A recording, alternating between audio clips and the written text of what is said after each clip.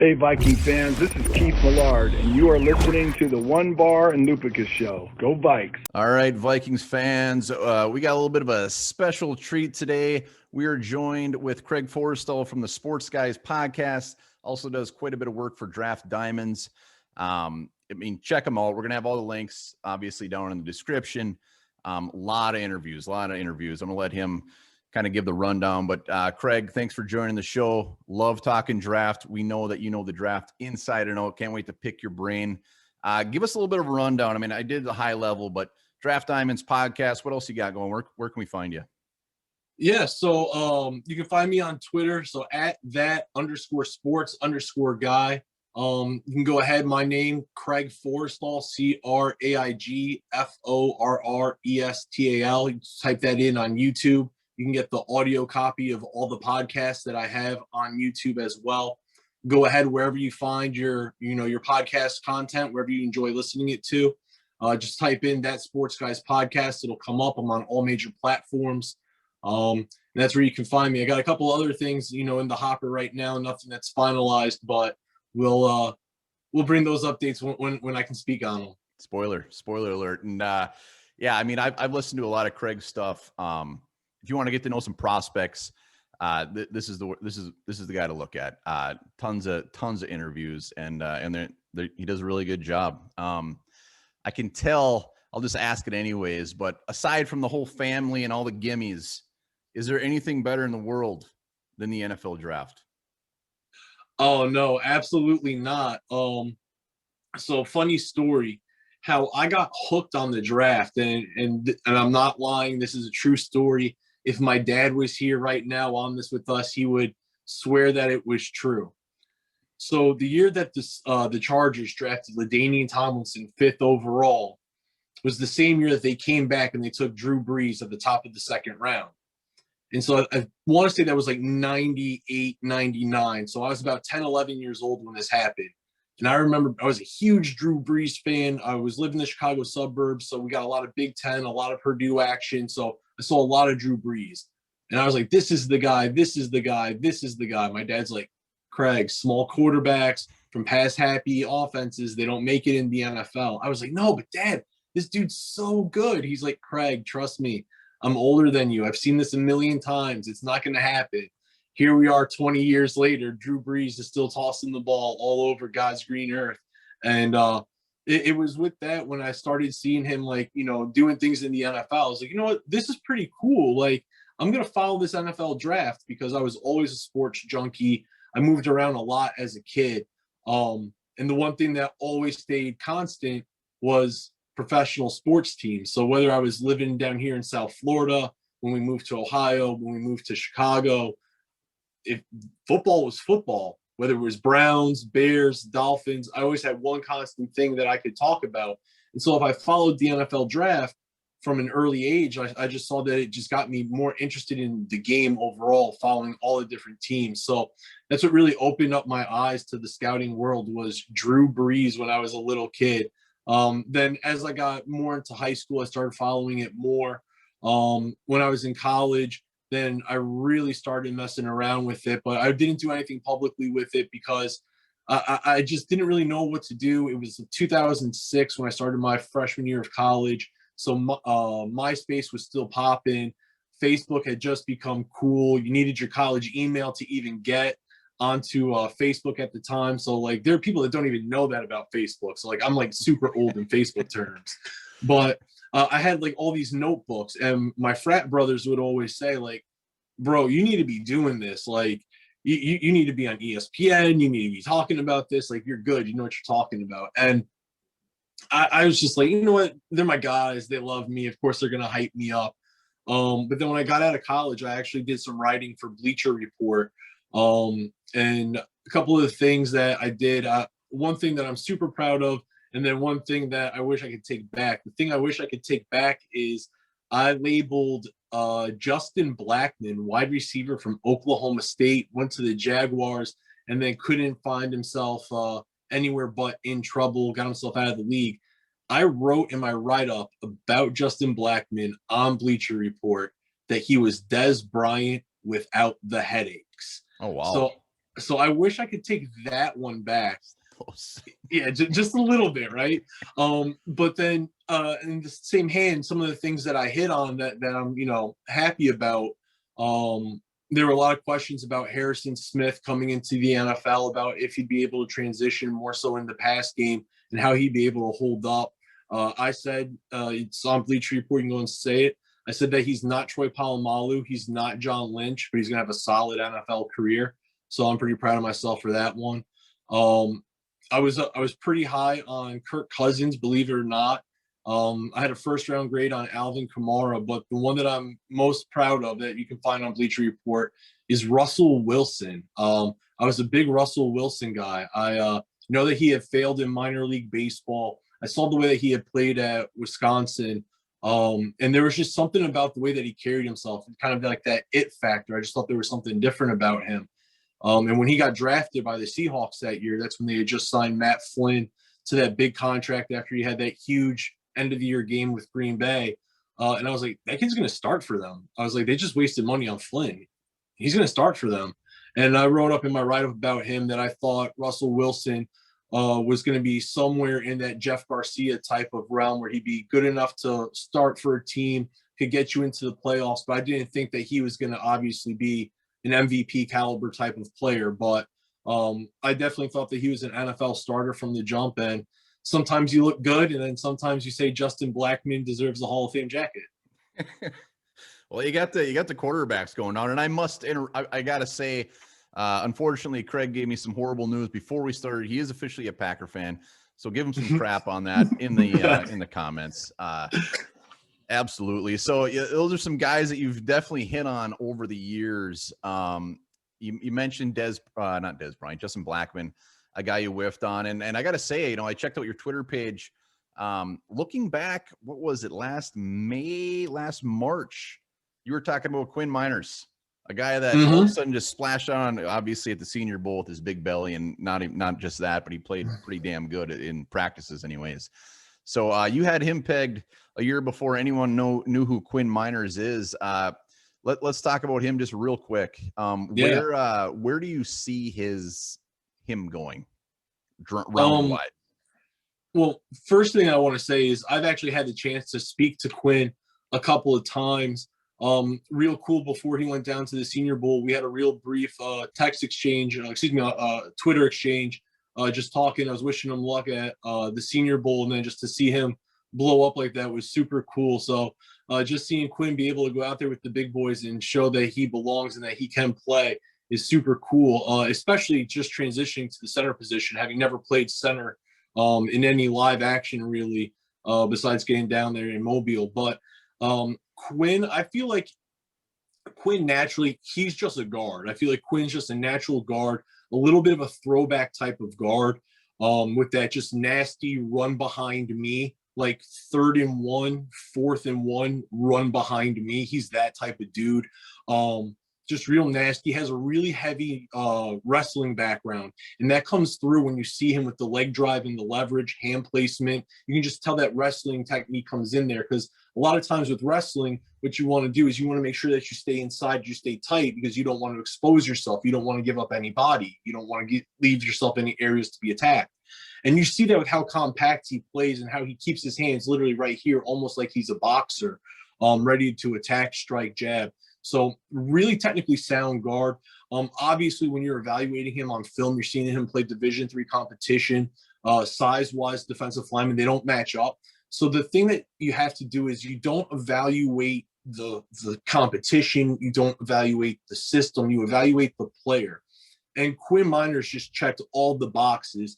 He moves well, able to get to the second level. He has NFL size. He's 6'3", 320 pounds. So I feel he's most natural at guard, but there are teams that do like him at center. He played primarily at center early on in the Senior Bowl, held up real well, looked comfortable snapping. There were really no exchange issues. So he transitioned well. He looked good over there. I think overall, I think he's a top 100 player. So when I say top 100 player, I mean, roughly once you start getting into those compensatory picks in round 3, So call it pick 97 on. I think it's fair game for Quinn Meinerz. End of round 3, middle part of round 4. I personally don't think he makes it out of round 4. You look at Ben Barch last year, Division III lineman from St. John's in your neck of the woods, Minnesota. He's a little bit bigger. He's an offensive tackle, 6'6", in that 305 range. But he too went right around that top 100 range. So Quinn Meinerz, in my estimation, in my opinion, is a better overall prospect than Ben Barch at this same point in time leading up to the draft. If we were both, compare them early on in March, I think Quinn is a little bit more favorable in the eyes of NFL teams. So I feel like Quinn's a top 100 player. I feel like he's a day one starter as well. Well, yeah, ever since the Vikings hit on Brandon Fusco from, where'd he go? Stony Brook? I can't even remember the hell he went. I've had a soft spot for like D2, D3 offensive linemen. And last year, you mentioned Ben Barch. I would have loved to see him in purple. And Quinn Meinerz, we know the Vikings need all the help they can get when it comes to guard. So it'd be an interesting one to watch. So Quinn Meinerz, that's fantastic. As far as guys this year that nobody's really talking about, that you're just pretty surprised that nobody's talking about and could be that guy next year, like how the heck did this guy fall to round 6, round 7, or even undrafted? Who's a player or two that really stick out? Yeah, I'm going to go ahead. I'll read you my notes off of them for my scouting report. I pulled it off for you.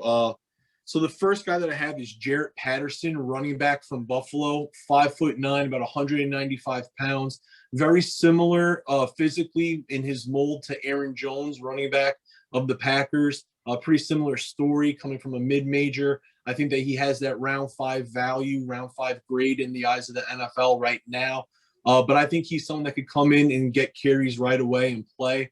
In 6 games this season, he had 19 touchdowns, ran for over 1,000 yards, did that on 141 carries, back-to-back seasons of 19 touchdowns. He hasn't done too much catching the ball. Some teams do want to see him more so catching the ball and what he can do there. But I don't think that's really going to be much of an issue. I think he has the ability to catch the ball and make plays in the pass game. I'm a big fan of 2 safeties. One is Damar Hamlin from Pitt. The other is James Wiggins from Cincinnati. I'll start with Damar Hamlin. He's a multi-year starter on that Pitt defense that has Paris Ford, Patrick Jones, Rashad Weaver. The list goes on. And always around the ball, real solid in the run game, plays aggressively, doesn't get out of control, though. Good range, underrated ball skills. The interception numbers lie a little bit when it comes to the ball skills with Damar Hamlin. James Wiggins from Cincinnati. Wiggins is from Miami originally, committed to his hometown Hurricanes, was a cornerback, ended up playing safety. He's coming off of an ACL injury, but made Bruce Feldman's Freaks of College Football list. And I'll pull up his pre-injury numbers for you. It was a 4.4 40, 37-inch vertical, and a 132-inch broad jump. So he's super athletic, super explosive. I feel his best move or his best fit is in his zone scheme at safety. Walker Little is an offensive tackle from Stanford. He missed the 2019 season due to a knee injury, opted out of 2020. So it's been about 2 years since he's played. But if you Google way too early 2020 NFL draft, you'll be hard-pressed to find a first-round draft that doesn't have him in there. And then just a couple other guys. Won't go too deep into like any scouting notes or anything, but Mike Strawn from a Division II school in Charleston. He's a 6'5", 225-pound wide receiver that was supposed to run for the Bahamas sprint team in the Olympics, but due to COVID, the Olympics in Japan didn't take place. Teron Jackson, DN, Coastal Carolina. Brian Mills, cornerback, North Carolina Central. Davis Mills, quarterback from Stanford. And those would be the rest of my sleepers that I'm surprised people aren't talking more about. Nice. I'm glad you got some safeties in there. There's another big old need when it comes to Minnesota Vikings, and they need some help there. So we'll definitely be dipping into that. Last year they waited to take Brian Cole and Josh Metellus. Brian Cole never made it. Josh still with us. Let's talk draft just really high level. Like, is it? I'm under the impression, and my co-host Lupagus as well, is that this year, out of any year, it's just going to be weird. Like, obviously, the opt-out, the shortened season, we don't have the combine. Is this year's draft, is there going to be some wrinkles in there that nobody's expecting? I mean, I'm talking like round one guys. You look at the mock drafts, usually in the top 15, you're seeing pretty much the same guys just in random spots. Could this be a year where somebody gets up there that everyone just like, holy shit, I cannot believe that just happened? Yeah, it could.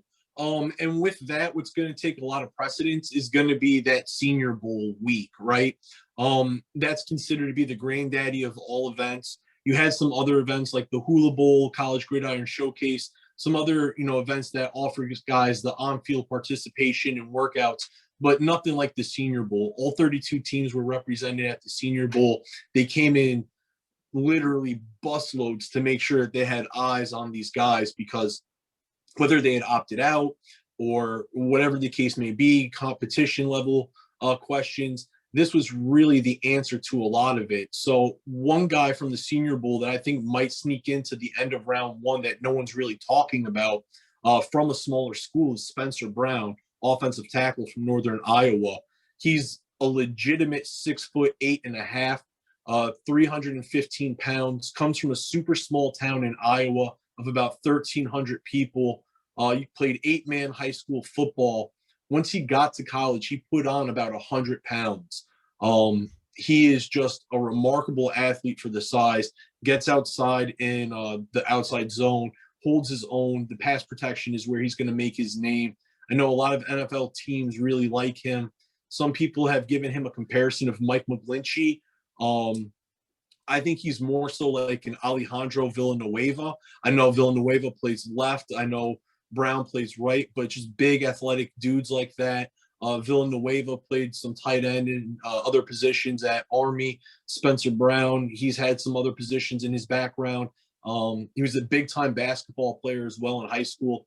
Here's the bonus fact about him. He once had a 40-40 game. He had 40 points and 41 rebounds in one game. So dude's hell of an athlete. He's someone that I think might sneak into round one where people are kind of like, who's that dude?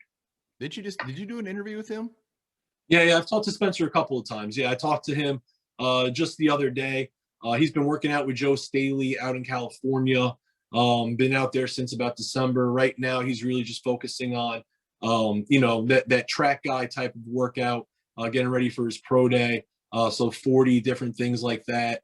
But the first time we spoke was back in June, and we were talking. He was someone that I had on my radar. And what's funny is he never made first team All Missouri Valley Conference because the first team tackles were always Dylan Radins and Drew Himmelman.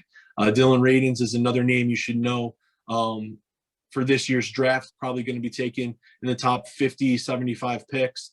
And then Drew Himmelman's about 6'10". He's back at Illinois State this year, but he is draft eligible and did have some buzz before the pandemic and opt-outs and shortened seasons and all that jazz. Nice. So the years following the draft, seeing it day in and day out, and I'm thinking more small school guys. As far as we know, it's a tough transition regardless from college to the NFL, but small schoolers probably have a little bit more of an uphill battle. What position have you just seen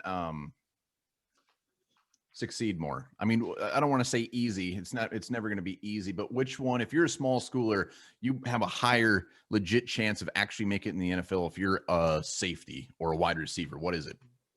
Yeah. So I'll go through the two main positions that I've seen. And I went back to the 2017 draft just to confirm that I wasn't out there on my own little branch, right? So if you go back to the 2017 draft for wide receivers, you got Cooper Kupp, Eastern Washington, Kenny Golladay, Northern Illinois, Keelan Cole, Kentucky Wesleyan. 2018 gave you Cortland Sutton from SMU. Then 2019, Deontay Johnson, Toledo, Travis Fulgham, Old Dominion, Preston Wilson, Colorado State. So wide receivers have a tendency to come in from small schools and be able to get on the field almost immediately and contribute. And I feel that is because the athleticism always translates, right? If you're a 4.3 40 guy with a 40-inch vertical, it doesn't matter if you played at St. John's in Minnesota or if you played for the Golden Gophers. If you're a 4.3 guy with a 40-inch vert, you're a 4.3 guy with a 40-inch vert, and that puts you up here when it comes to, the world of athletes in the NFL. So being able to have just that raw athletic ability makes you able to transition easily in that regard. But the one that I think that you get the most immediate success on is running backs.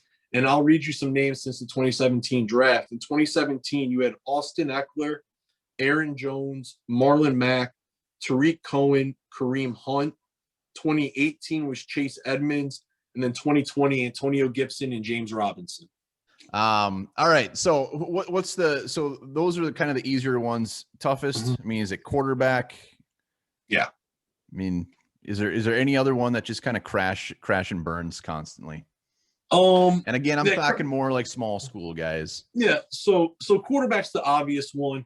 And a lot of it, whether you start out at a small school or even a situation like Joe Flacco, how he was at Pitt, transferred to Delaware, and it worked out for him. But once you go to those small schools, the thing that often happens is the lower of the level, the more watered down the playbook is. And it is for no other reason other than personnel constraints. You can't have a million and one things going on when you're playing the same 15, 18 guys offensively for the whole game. So you have to keep things a little bit more simplified. So sometimes when you open up a true pro style NFL playbook for a guy who's come from a smaller rank where the offense was simplified due to personnel constraints, it can be a little overwhelming. The other thing too is just the athleticism. A lot of natural ability will hide a lot of things, right? So if you're just the best quarterback that there is, you're the best player in all of Division II football, you can just literally put the ball wherever you want. If you don't have the mechanics to back that up, that's going to get exposed when you go to those all-star games or when you're in training camp. So a lot of times when you see those guys from the smaller divisions put up those gaudy numbers and you watch the film, it's like their feet are going one way, the arms going another, their eyes are somewhere else. And it's like, yeah, you just threw a 60-yard bomb, but mechanically and everything else, like it's just not solid quarterback play. So a lot of times that's what happens. You got these magicians running out there playing ball, but fundamentally it's not there. And then outside of that, the one position that I would argue too, and I know it's going to sound a little bit weird, is I would argue tight end. And the reason that I would argue tight end is just because when you look at the tight end position now, not too many teams are really using that true inline, hand in the dirt tight end. They're moving those more versatile type of tight ends, those overgrown wide receivers, if you will. And those guys are all running around at Alabama, Clemson, Texas, USC. So that sort of, I think, tightens the window on just who you're looking at in the tight end type of position. And then even when you see it now in the NFL, the Eagles did it with Hakeem Butler. He's a wide receiver that they signed, made him a tight end. Ricky Seals-Jones was a 5-star wide receiver recruit, went to Texas A&M. Now he's got into the league and he's a tight end. Robert Tonyan with the Packers, wide receiver in college. Now he's a tight end. Darren Waller, wide receiver in college. Now he's a tight end.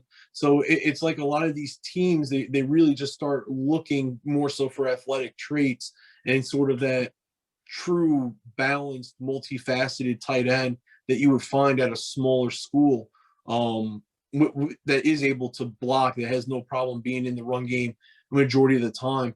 The teams aren't really looking that way because they're looking, for those Antonio Gates, those undersized D1 power forwards, or they're looking for their Darren Waller, their oversized wide receiver, or the wide receiver with a frame to add 15 pounds.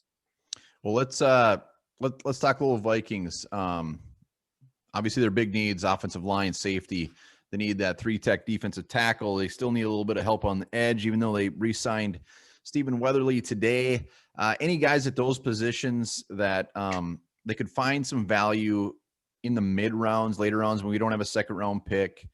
Spielman, as we know, is notorious for trading back and ending up with about 10 to 15 draft picks, just hoping hoping to hit on somebody in those mid rounds. Anybody that sticks out at those positions that we could have our eyes peeled for? Yeah, I'll give you 3 at guard. Tommy Kramer from Notre Dame, David Moore from Grambling, and Jack Anderson from Texas Tech. Now, all 3 are a little bit different. Tommy Kramer, he's a bigger dude. He comes with that Notre Dame pedigree, has played with a lot of, other pro linemen that are around him. So when you see him on film, the offensive line play, it's all in sync. He looks the part, has the motions, the movement of an NFL lineman. So he's just someone that I think is just going to fall just because that happens in every draft, right? There are good players that don't have the position of value. So guys that play on the interior O-line, they could find themselves falling a little bit deeper than they really should. Jack Anderson, Texas Tech. He was one of the biggest recruits that's ever gone to Texas Tech. He's super nasty. He just looks like the type of guy that if you're leaving a bar at 2 a.m., you don't want to mess with him. So he's just got that look to him, and he plays that way too. He's a bigger dude, 6'6", 320-ish range, had a nice week at the Senior Bowl, but he's someone that I feel you can get in the later rounds. And then David Moore's interesting. He's got a build and a body that's not for everyone. He's about 350 pounds, but he's like hugging 6 foot, 6'1". But his arms and his like wingspan make him like 6'10". He has like the longest arms in the world. So his body type isn't for everyone. But he's a really solid guy, held his own at the Senior Bowl. They had him snapping the ball a little bit. But I think that his position would be at guard. Again, not for everyone, but he's someone that I think that in the right situation could pay off. Moving to safety, I touched on 2 of them already, and James Wiggins and DeMar Hamlin. I feel right around that 5th round is when they hear their name called.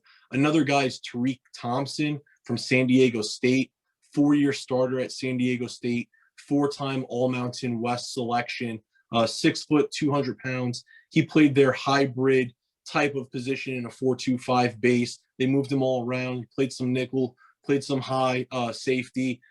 Didn't really do too much on the outside. They did use him in some sub-package linebacker, really versatile on the defensive backfield. So he's definitely someone that I feel you could get in those later rounds that could pay off. D tackle, there's 2 guys that I'll just mention. Then there's one guy I'll focus on. Mustafa Johnson from Colorado and Kobe Whiteside from Missouri are 2 guys on the interior D-line that I think could have decent NFL careers. But the guy that I'm really interested in is Milton Williams from Louisiana Tech. Super high motor, crazy athletic. He's a little bit undersized for a D tackle, about 280, but he has the frame and everything to get up to 290, 295, no problem, and not lose any of that athletic ability. He's a name that's really starting to come on now. He participated at the Exos Pro Day over the weekend, put on a show there. You can go ahead online, search his name, it'll come up. And then finally, with the defensive ends, the guy that I'm really, really big on is Halmakar Rashid Jr. out of Oregon State. Had a huge season last year. Definitely someone that you should keep your eyes on. He's basically just a pass rush specialist, but I feel he has the ability to grow into just a little bit more than a pass rush specialist. I feel like he could eventually become more of a key piece of the defense and give you more than just 3rd and long situational presence. All right, fantastic. What? Let me ask you on Wyatt Davis. Is he going to be a 2nd rounder, done deal? I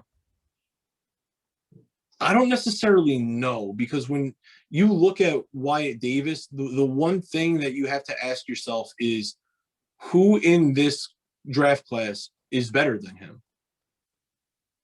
And then I'll ask that to you too right now. Do you think there's anyone better than him at his position?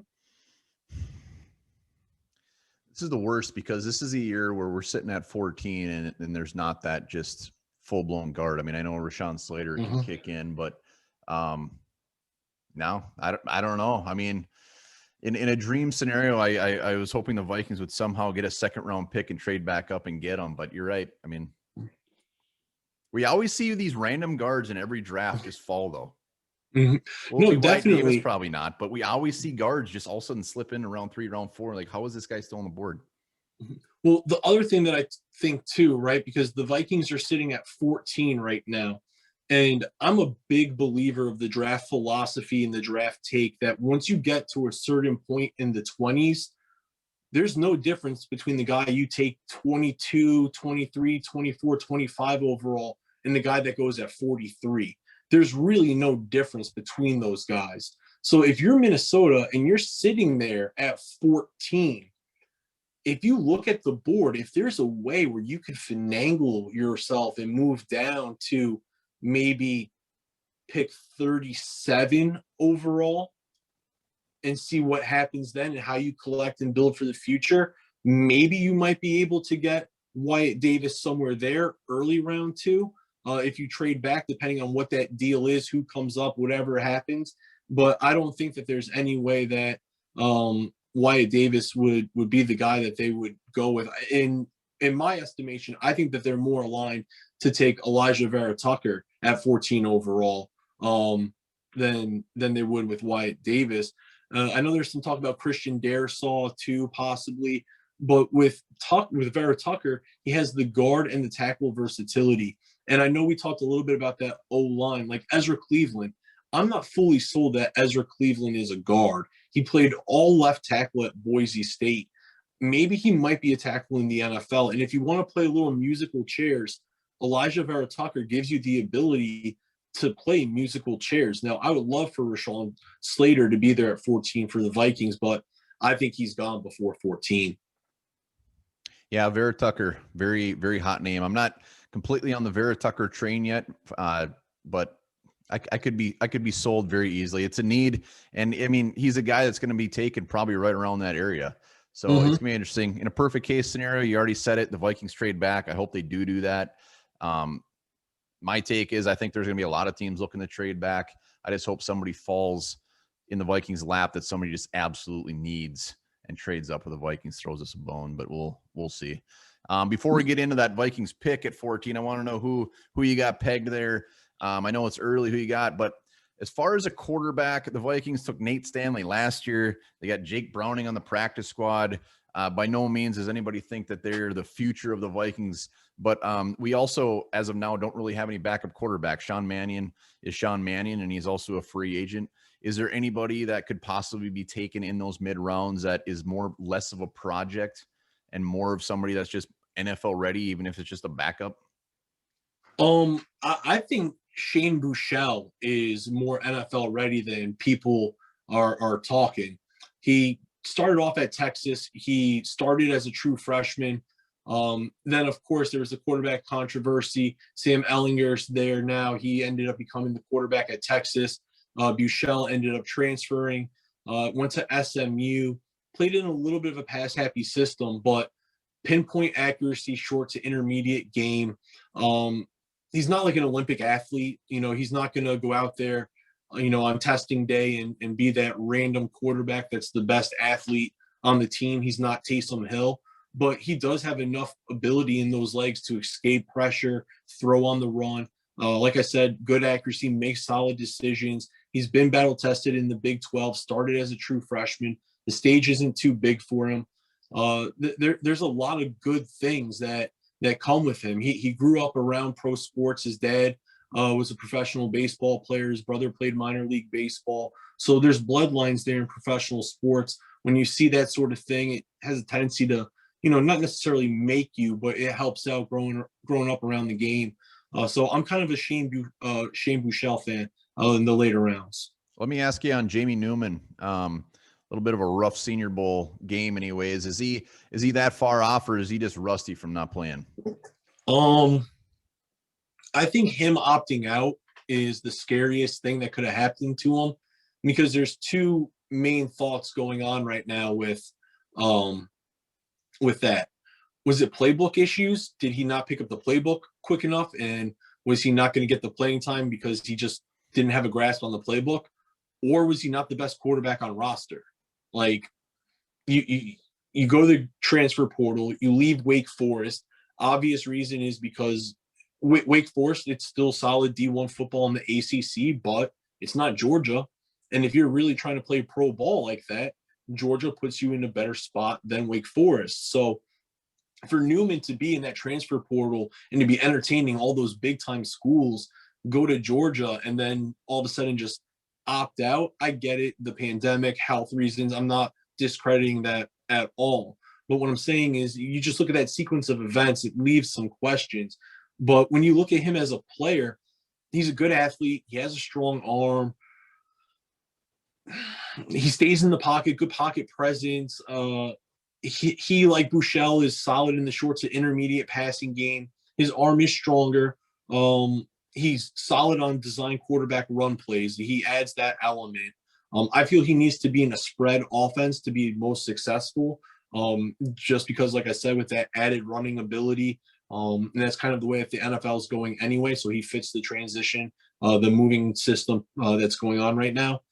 I think round 4 to 5 is where I'm most comfortable taking him.